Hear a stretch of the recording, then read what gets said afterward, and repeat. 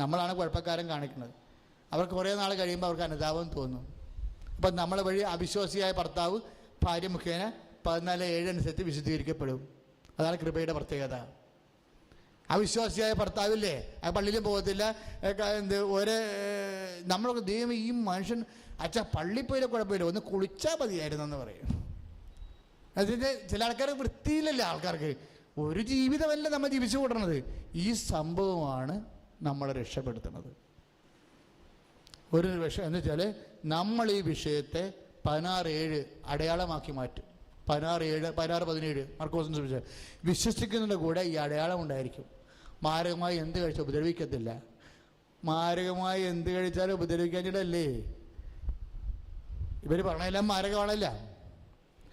പക്ഷെ നമ്മൾക്കത് ഏക്കണില്ല. അതായത് എങ്ങനെ ഏക്കാതിരിക്കണമെന്ന് വെച്ച് കഴിഞ്ഞാൽ പുതിയ ഭാഷ